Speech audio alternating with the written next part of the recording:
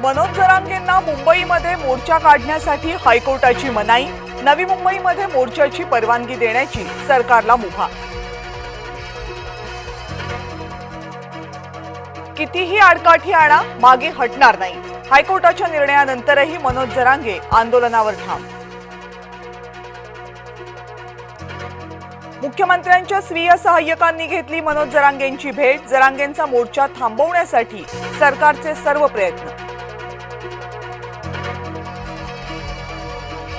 शांतता हवी असेल तर युद्धासाठी तयार रहा, संरक्षण प्रमुख अनिल चौहान यांचं वक्तव्य। भंडारा जिल्ह्याचे पालकमंत्री बदलले। पंकज भोयर हे भंडाऱ्याचे नवे पालकमंत्री। संजय सावकारे यांच्या जागी पंकज भोयर भंडाऱ्याचे पालकमंत्री।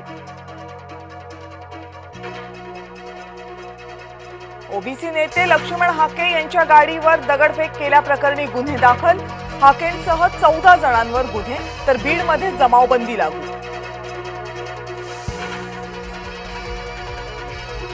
कोल्हापूरमधला मराठा समाज आक्रमक। मराठा भवनाची गेल्या अनेक वर्षांपासूनची मागणी, पण जागा अशोक मानेंच्या संस्थेला दिल्यानं मराठा समाज नाराज।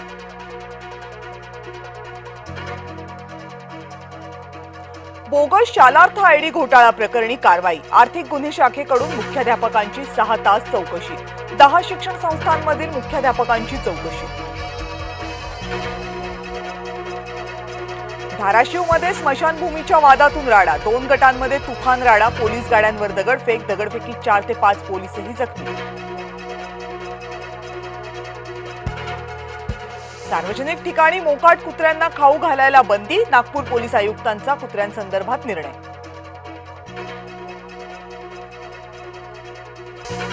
वनतारामधील वन्यजीव तस्करीच्या आरोपांची चौकशी होणार।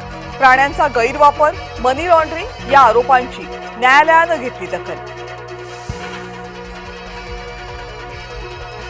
ताडोबामधील जखमी छोटा मटका वाघाची हायकोर्टाकडून दखल। हायकोर्टानं स्वतःहून दाखल करून घेतली याचिका। छोटा मटका वाघाची प्रकृती दिवसेंदिवस खालावतेय।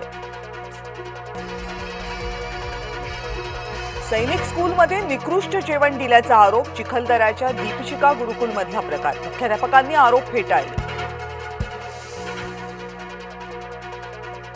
गोंदियामध्ये लाडकी बहीण योजनेचा गैरफायदा। 32,873 कुटुंबातील 2 पेक्षा जास्त महिलांनी योजनेचा घेतलाय लाभ। पडताळणीमध्ये प्रकार उघड।